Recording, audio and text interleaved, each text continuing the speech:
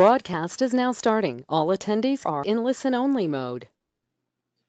Good afternoon, and thank you for joining us. I'm Jennifer Wickline. I'm the membership coordinator for PMBA. I have a few housekeeping notes. You'll notice that when you signed on, you're in listen-only mode, but we do encourage participation.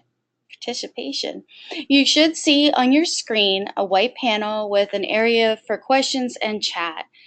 As we're going along, if you have a question, please type it in the box and we'll get to the questions at the end. Also, if you would like to receive CPE credit for today's session, please be sure to email info@pmbaonline.org to request your certificate. So with that, let me introduce our speaker today, or actually our speakers. We have Ted Krichels, who is the Senior Vice President, System Development and Media Strategy at CPB. In this role since November 2013, he manages CPB's support of nearly 1,500 public media stations through community service grants and other technical and system support. Ted works closely with stations and has led CPB's work identifying and promoting successful operating and service modules to support stations' experience, including roles as Associate Vice President and General Manager. Ted has over 30 years of public broadcasting experience, including roles as Associate Vice President and General Manager of Penn State Public Broadcasting and as President and CEO of KBDI in Denver, Colorado. Next, we have Moustapha Abdul, who is the Director of Station Analysis at CPB. He has an MBA and a BA in Finance, both from the University of Arkansas. He was awarded the Wall Street Journal Award of Outstanding Achievement in 2008. Before joining CPB, Moustapha worked as a financial analyst at Corporate Financial Outsourcing, LLC in Little Rock, Arkansas, where he effectively served as the CFO for a number of small companies and nonprofits. And now I'll turn it over to our speakers. Thanks very much. This is Ted Krichels. I think most of you have met me before, so welcome. We're here with Moustapha Abdul, who's going to take us through something that a few of you may have seen at PMBA. I looked at the name of folks that are registered, so it's updated, but very similar information. Typically in these sessions, we're able to have more spontaneous back and forth when you're in the room, and I apologize, we can't do that now, but please take advantage of the writing block there and get your questions in, and we will try to cover them all. We're going to cover a fair amount of material, and Moustapha is our expert. He's the guy who's going to take us through this, so let me turn it over to you, sir. Thank you, Ted. Welcome, ladies and gentlemen, for this webinar that we look into public media station financial and operational results. I'm going to jump right in as we have a lot to cover. While you are getting familiar with the agenda, I would like to just touch base on some of how things will proceed. As Ted mentioned, we love to have your questions, and at the end of the presentation, we will go over some Q&A sessions. We are going to cover radio station first in terms of revenue and expense trend. Then we will focus on TV station with a little bit more detail, since TV station, in addition to annual financial reports, they are also required to submit to CPB station activity and benchmarking survey. So we have a little bit more insight into their financial and operational results. Before that, let's start with an overview of public media. For fiscal year 2017, we had about 572 CPB grantees that operate more than 1,500 stations. Among those, 408 grantees operate 1,162 radio stations, while 164 grantees operate 359 TV stations. For both radio and TV, the majority of stations are owned by institutional licensees. Here we define institutional licensees as grantees that are licensed to state, university, or local authority. Also, out of the 164 TV grantees, 78, which is pretty much half, of those grantees are joint licensees, meaning that they are operating jointly with one or more radio stations. So as you can see, we have a very diverse universe of stations in terms of ownership structure. The diversity of stations is also reflected in station size in terms of total budget or total revenue. So in terms of revenue size, about half of grantee, 46% of TV and 48% of radio could be considered as smaller grantee, with a threshold being 5 million in revenue for TV and 1 million in revenue for radio. Above that threshold, grantee could be either medium or larger, with each category representing about 1/4 of grantee in both TV and radio. The bulk of the trends and analysis that will follow are based on categorizing grantee by revenue size. So this will come up again and again. When it comes to staffing, public media stations employ over 19,000 people. Radio staff is up by 5%, or 300 staff, since 2013.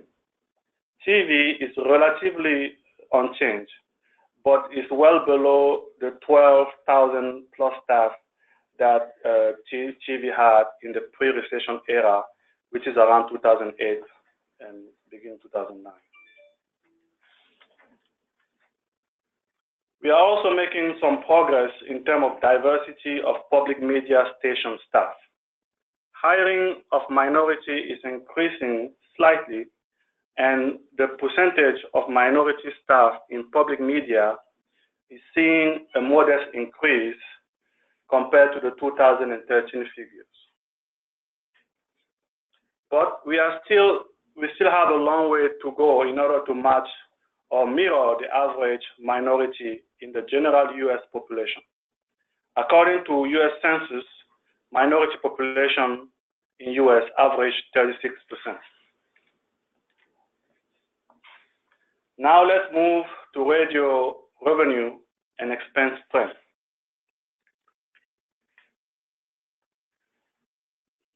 In the past 5 years, radio station added over 154 million in revenue, from 873 million in 2013 to a little over 1 billion in 2017.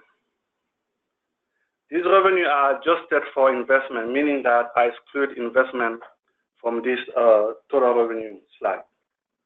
And also, the top 2 grantees are excluded, which are Minnesota Public Radio and WNYC, because they are outliers extremely large, and they will skew the data or the trend significantly. So total cash revenue for radio as a whole is up by 18% in 5 years. Last year alone, revenue grew almost 6%. However, the growth is not evenly distributed across various station size, as you will see in the following slide. Larger radio grantees with revenue over 3 million recorded a 24% increase in revenue since 2013, compared to 11% increase in revenue for a medium-sized grantee. Smaller grantee, which represent about half of total radio grantee, recorded a 4% decline in revenue for the same period. Keep in mind that the vast majority of these grantees, or over 60% of these smaller grantees, are rural and minority stations. Now let's look at revenue breakdown by funding source. The chart here depicts some of the major sources of funding for radio. Please note that direct federal grant for radio station is very little, thus it is not represented on this graph. And also CPB funding, which is around 100 million to radio, is not represented here, since appropriation for CPB has been flat over the past 5 years. In terms of main funding type, the largest source of funding for radio is funding from individuals, which include membership and major giving. Individual funding recorded the largest increase since 2013, adding over 100 million, from 367 million in 2013 to 468 million in 2017. That's a 27% increase. But 90% of this growth comes from funding from individual through larger grantees. Funding from corporation, business, and foundation also increased. Revenue from foundation is up by 25%, and revenue from businesses is up by 15%, from 165 million to 190 million. Funding from university is the only main source of funding that stayed relatively flat or even dipped by 1% for radio. Given the fact that half of radio grantees are university licensees, and the majority of those stations are clustered in medium and smaller cohorts, therefore, the flat funding from university is something that we may want to monitor closely in case we see a downtrend in the future. Lastly, there is a 10% increase of 4 million in funding from state and local government. As alluded earlier, when we dig deeper, we can uncover significant divergence in funding source growth by station size.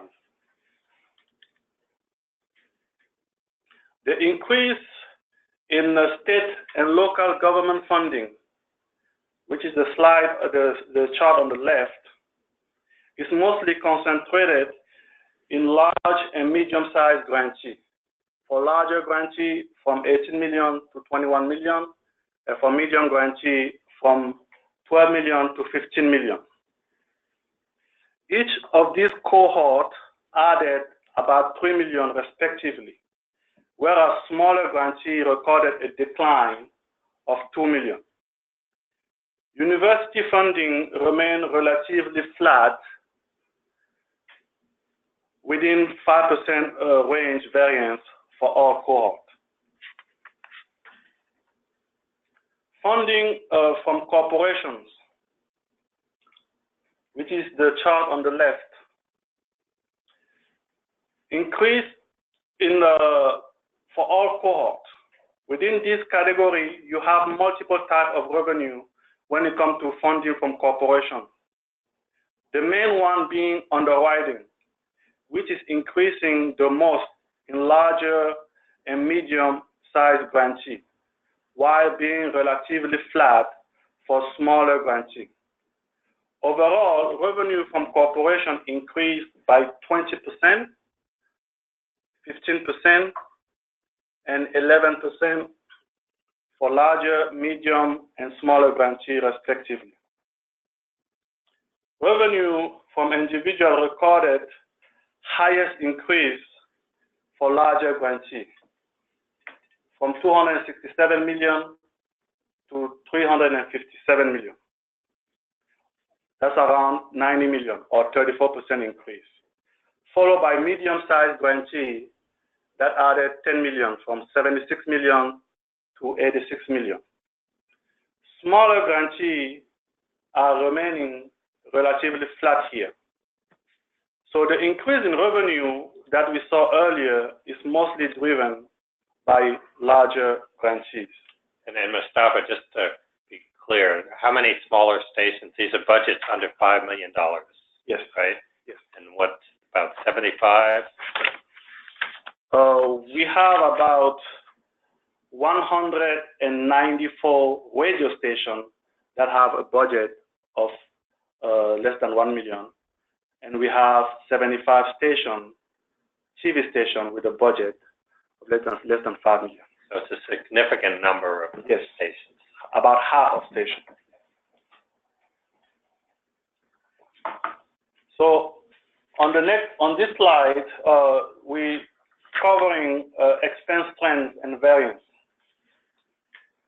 In terms of expenditures, you see here on the left chart, mostly the red trend line, expenditure trends by expense category. You have program-related, which include programming, production, program information, and promotion. Then you have broadcasting, which include content delivery, distribution, and engineering. You have fundraising, and then you have management and general. Fundraising, as you can see, all expenditure of them, regardless of the category, are increasing, with the most significant increase recorded in program-related and fundraising expenses, growing by 81 million and by 42 million respectively since 2013. While broadcasting as well as management in general increased by less than 17 million each. On the right, the bar chart reflects those expenditures increasing by cohort of grantee size. All cohort expenses are increasing in almost all categories, with program-related expenses and fundraising recording much higher increase for larger grantees, whereas smaller grantees are cutting on overhead expenses and did not see a surge in fundraising expenses as compared to other cohorts. One interesting thing to note here is that the type of expense that is increasing the most for larger and medium grantee is fundraising expenses that increased 26% and 15% respectively. But for smaller grantee, the type of expense that increasing the most is broadcasting expenses, which is, as you know, generally a fixed cost. 11% increase here. And only 4% increase in fundraising for smaller grantee here. So there's still, some type of concerning trend, if I can say, use this word, for the smaller grantee, when you compare revenue and expense and see the diverging trend, where, as you recall, revenue for smaller grantee is down by 4%, but their expenses are up by 4%. Whereas medium and larger grantee, revenue growth outpaced their expense growth by at least 2%. Consequently, bottom line is that the majority of grantee, smaller grantee, approximately 55% of smaller grantees, run a budget deficit in FY17, where on the contrary, most of medium and larger grantees record a budget surplus. 72% of medium grantee and 83% of larger grantee in radio recorded a budget surplus in FY17. Next, we are going to look into TV figures. We start with revenue, and just a reminder that here also we exclude the top three, which are WNET, WGBH, and WIDA. So TV added about 114 million in revenue since 2013. That's a 10% increase. Note that this revenue is adjusted for spectrum auction and investment. So the green bar here, that's the total revenue including spectrum auction and investment. For the purpose of this analysis, I exclude those revenue here. So much of the growth over the past 5 years happened up until 2015, as we remain relatively flat for the past 2 years. Also, as we will discuss further, the revenue growth is concentrated not only in certain revenue category, but also it is mostly driven by larger grantees that have over 10 million in budget size.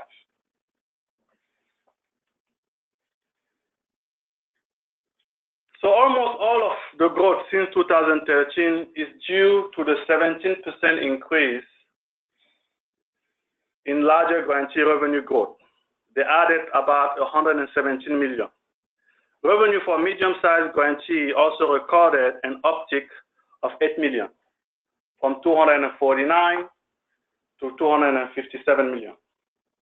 While smaller stations shared 11 million, from 204 million in 2013 to 193 million in 2017.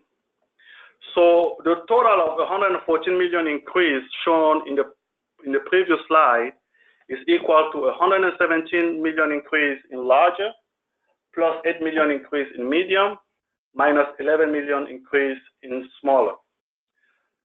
Also note the flattening revenue growth even for larger grantees since 2015, which explains the plateau that we discussed earlier in terms of revenue growth for the TV system in general.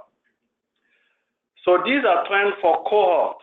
Of course, within each cohort, the result is different from one grantee to another.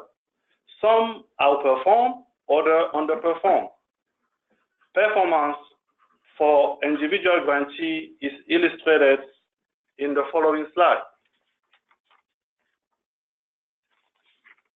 Within cohort, revenue growth varies station by station, but the percentage of stations with revenue growth is somewhat representative of the cohort's overall revenue increase or decrease. The green dots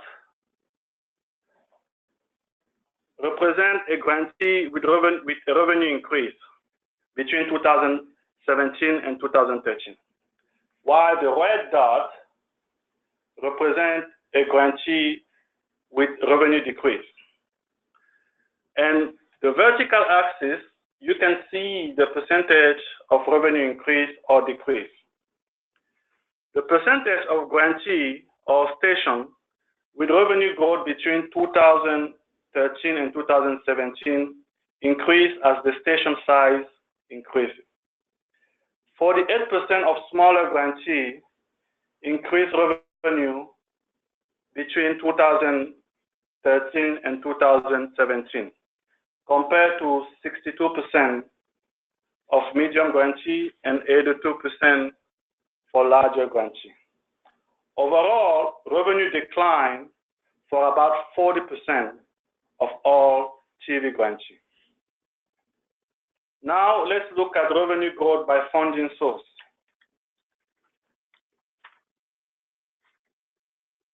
The chart here represents some of the major or main funding types for TV, with the largest source of revenue coming from individual, 422 million. Note that CPB, which is the second largest source of funding here, with about 297 million, doesn't figure here for the same reason that we excluded that on the radio side, with appropriation being flat over the past 5 years. So going from left to right, federal here is direct federal grant. It doesn't include CPB. The direct federal grant decreased by 10 million since 2013, from 32 million to 22 million. State and local funding added 38 million, or 16%. But here, as we will see later, the increase is not evenly spread across cohorts. And also, TV stations have yet to recover from the 300 million pre-recession level for state and local funding. Next, we are noticing a decline in funding from university, from 76 million to 65 million, which also mainly affect only smaller and medium-sized grantees, as most university licensees fall into this cohort. In terms of funding from corporations, the largest percentage increase is revenue from foundation, which is up by 22%, from 91 million to 111 million, while revenue from businesses declined slightly. The second highest percentage increase after foundation came from revenue from individual, which increased by 19%, or 67 million since 2013.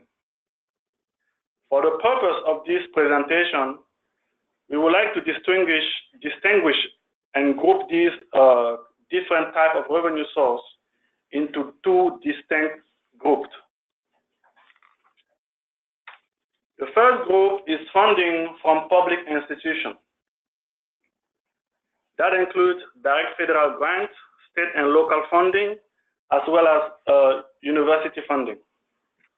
The second group is funding from private sector, including revenue from foundation, businesses, and then individuals. Let's look at trends in revenue from public institutions by grantee size. Here we are looking at 5 years trend line charts for each of our cohort: larger grantee, medium grantee, and smaller grantees. The gray trend line in each of the charts represents state and local funding trends. The blue line is for university, and the orange line is for direct federal grants.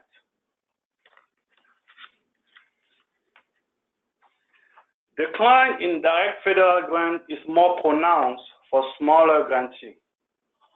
This cohort recorded 83% drop in direct federal grant. For different type of direct federal grants, although PTFP is done, meaning that the government is not providing anymore of PTFP funding, there are still some direct federal grants that are still available from Department of Education, National Science Foundation, and other federal agencies. But it appears that only larger grantees can win these competitive grants. Of the 22 million in direct federal grant funding received by station in 2017, approximately 18 million went to larger grantees, 3 million to medium-sized grantees, and less than 800,000 went to the smaller cohort.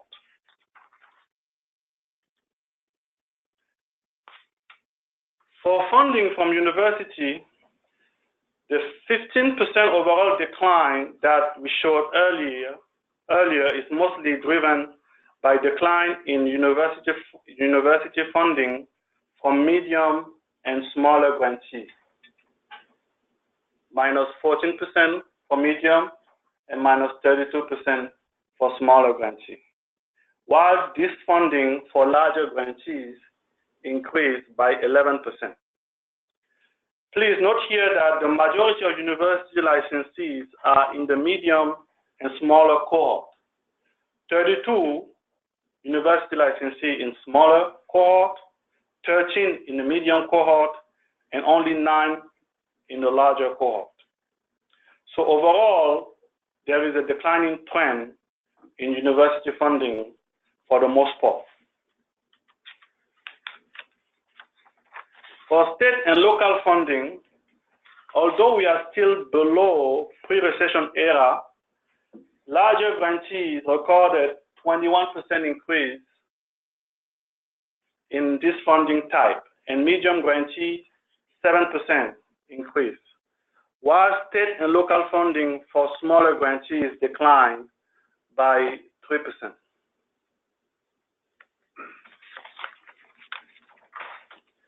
Switching gears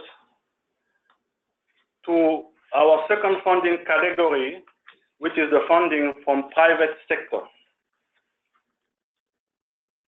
We start with individual, which includes membership and major giving.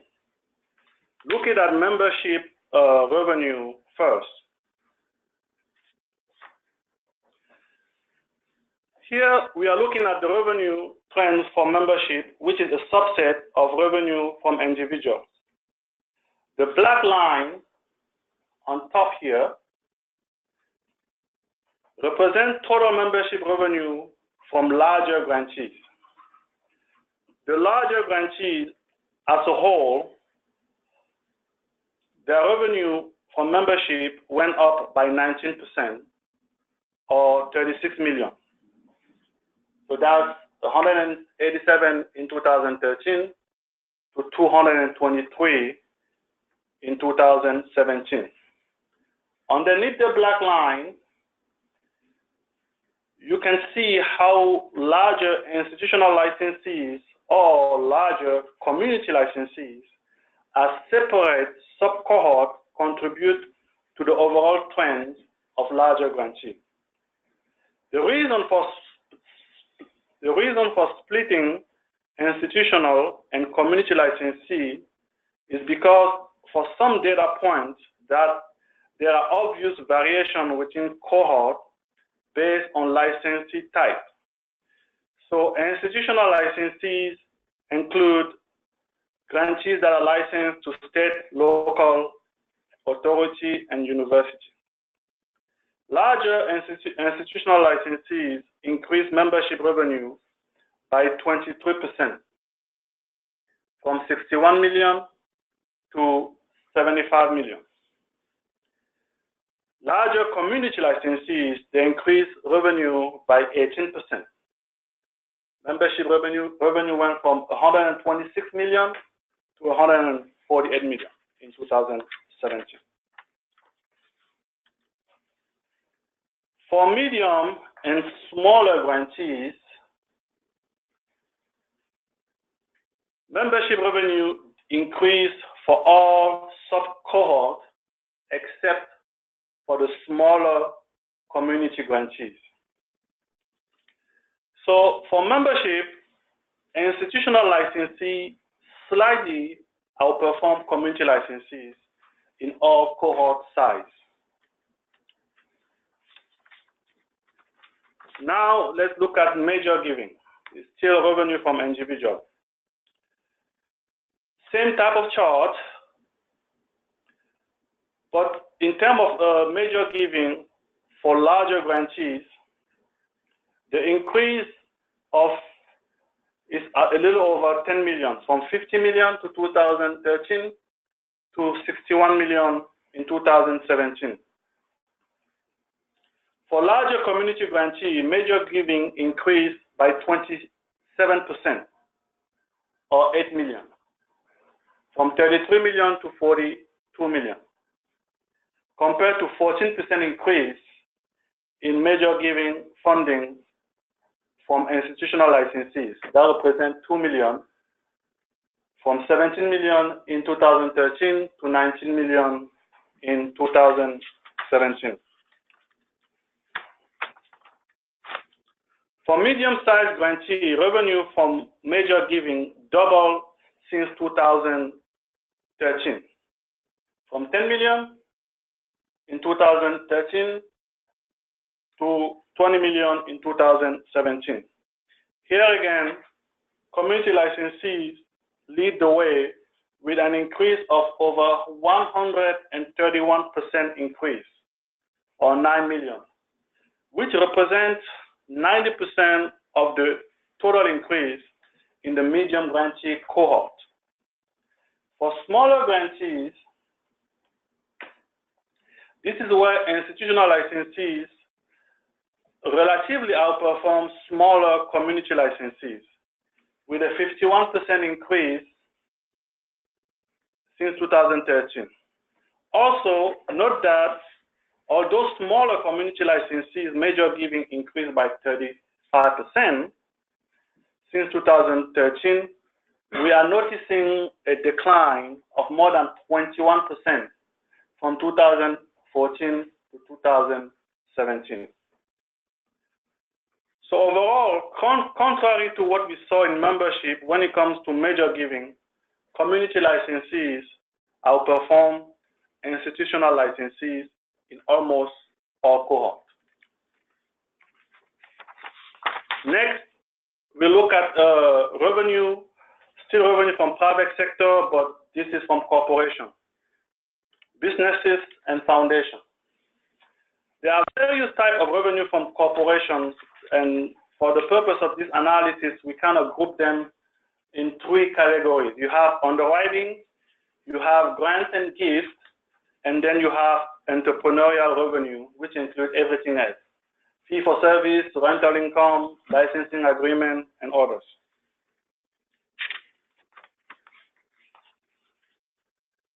We are looking at two charts here.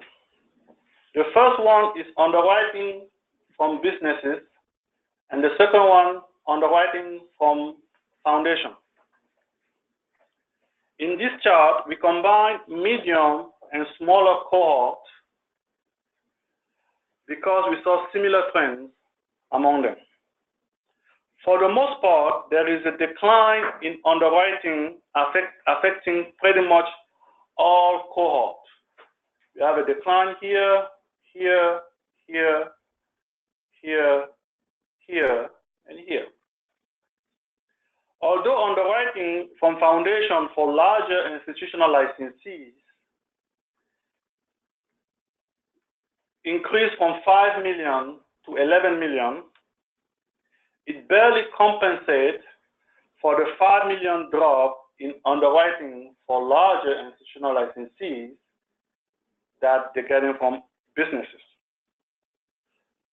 To put things in perspective, in 2008, pre-recession, underwriting from business were about 84 million compared to 83 million currently.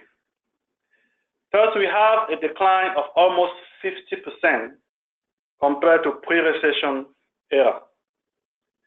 So these figures in underwriting demonstrate that there seems to be a fundamental shift in business model when it comes to underwriting.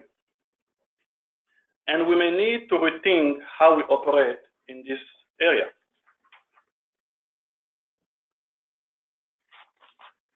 Revenue from corporations still, but this is grants and gifts.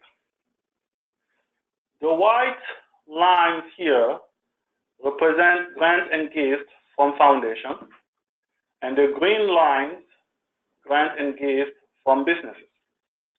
First, we note that grant and gift from businesses is much more lower than the amount of grant and gift we get from foundation, which is normal, and it generally remained flat over the past 5 years. In terms of grant and gift from foundation, it remained flat for 2/3 of TV systems, which is the small and medium station, 9922 million here.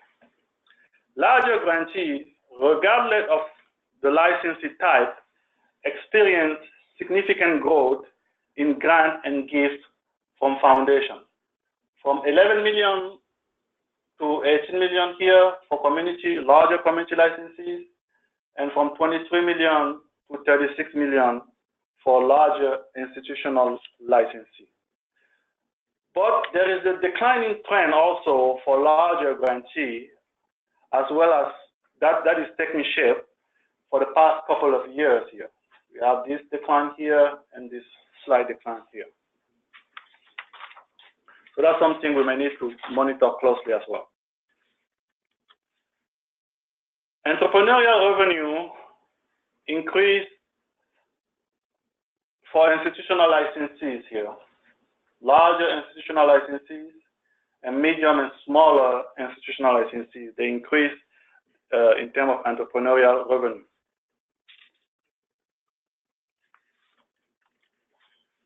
Next, we jump into the expenses and financial results.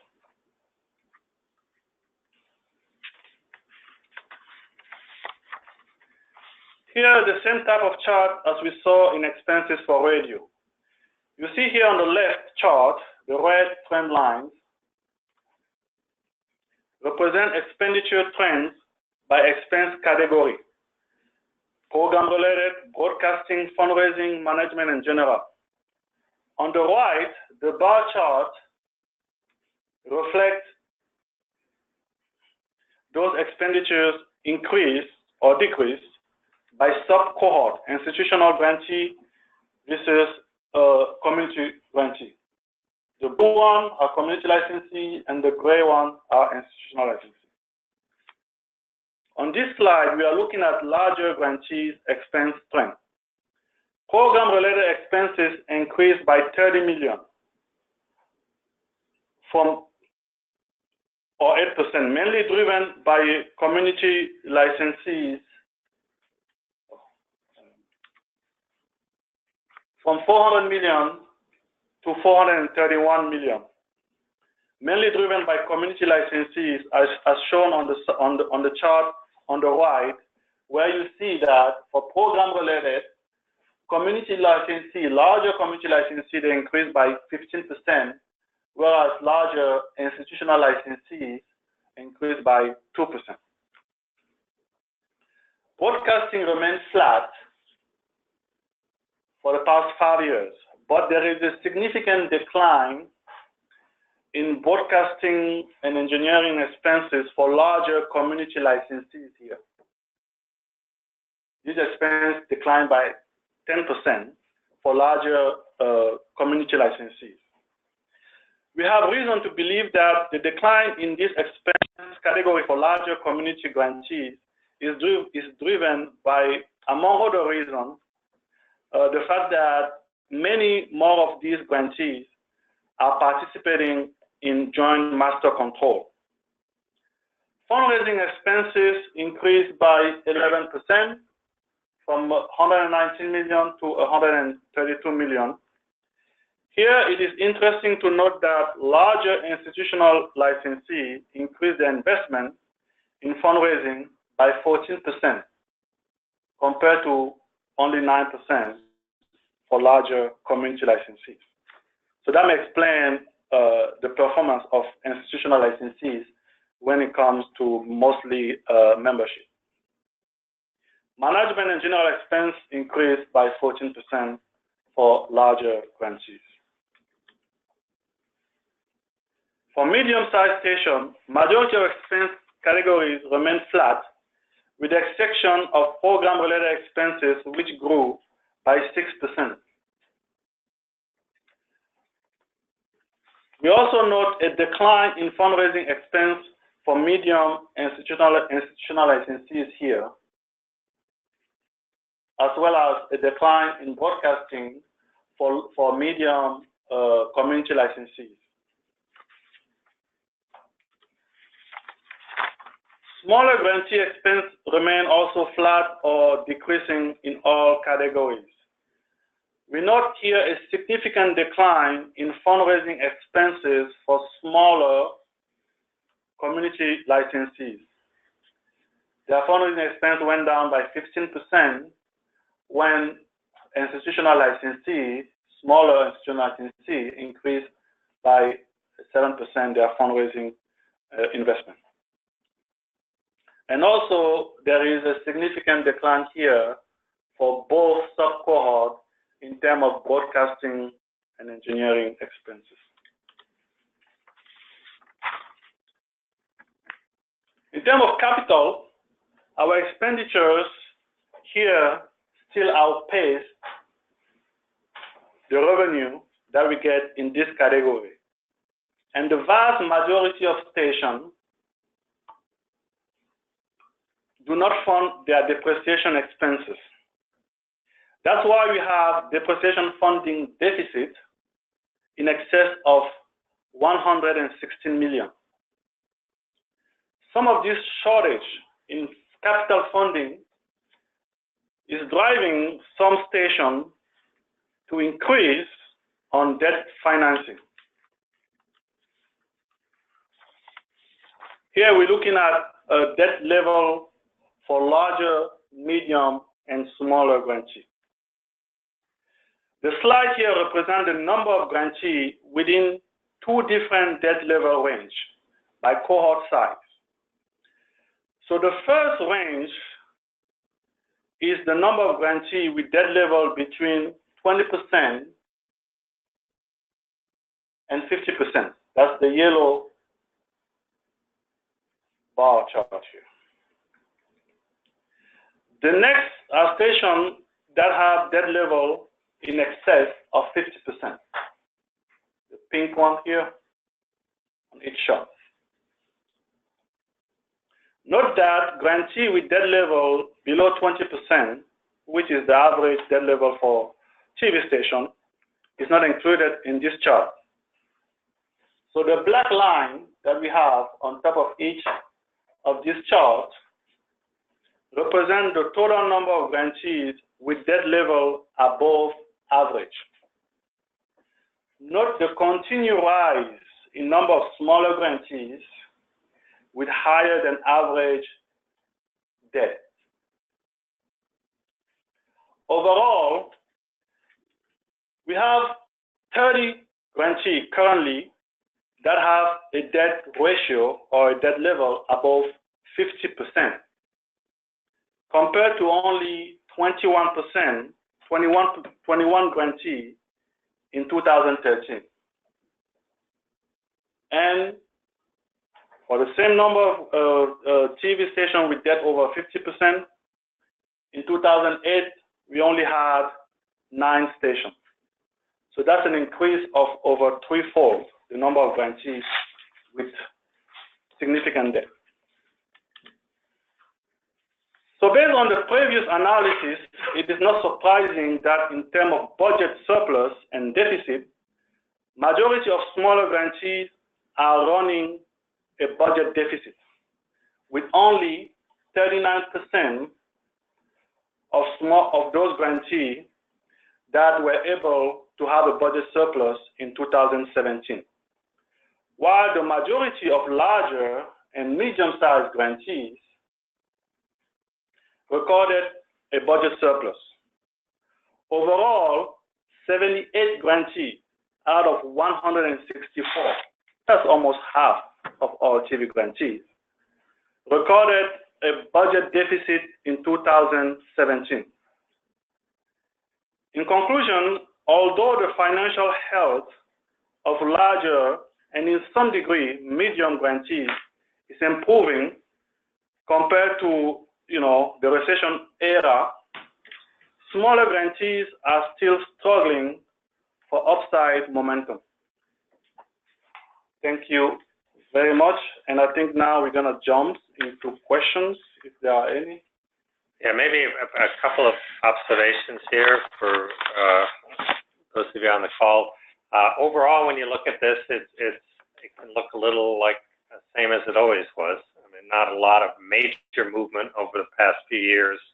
But baked into that, I think there's some trends that maybe are concerned. One is smaller community licensees. We see it most recently here on the television side.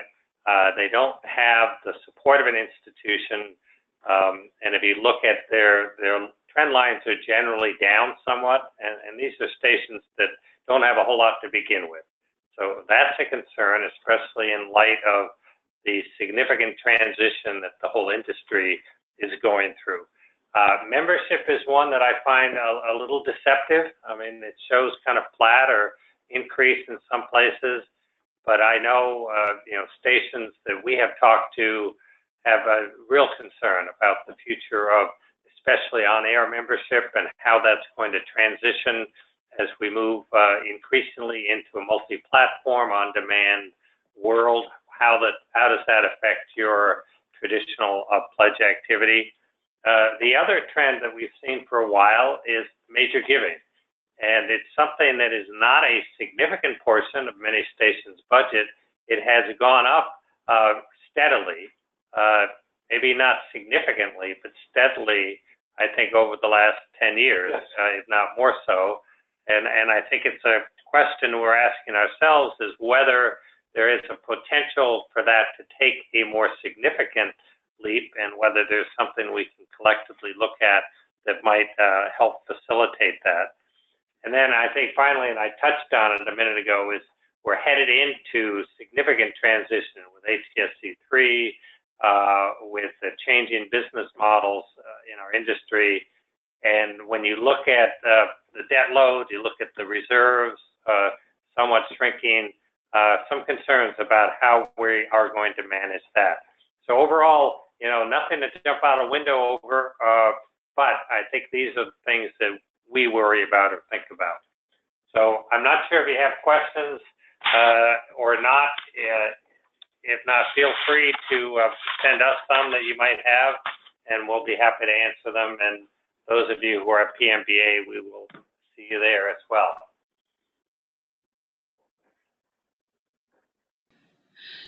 All right. I have no idea what it is. We do have one question for you. This is from Don. And Don asks, what ability does CPB have to respond to these issues, especially in small markets? Well, I think it's situational. I mean, we have different programs. We initiated something last year as part of the CSG review that was a way to bump the CSG to stations that had significant rural populations. We've worked with that. Radio obviously has more on their side as well. I don't have an easy answer on some of those. We have some stations that actively and successfully are pursuing merger activities.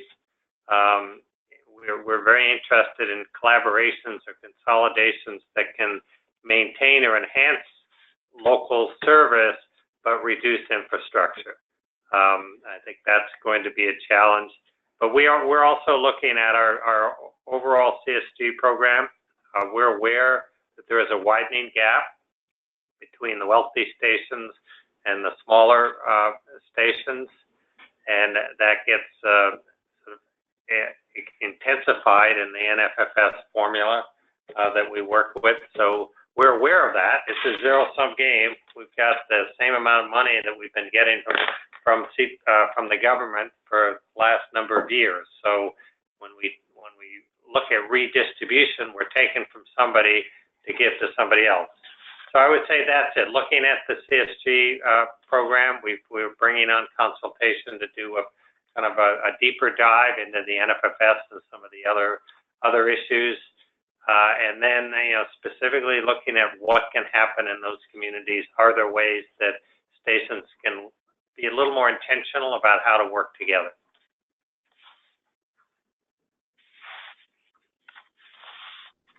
Thank you for that. And that's all the questions we have. So I just want to thank Ted and Moustapha for the program today, and thank you everyone for attending. Later this month, the webinar will be posted on the members only portion of the website. As a reminder, if you would like to receive CPE credits for today's session, please email info@pmbaonline.org to request the certificate. Thanks again, and I hope everyone has a nice day. Thank you. Bye.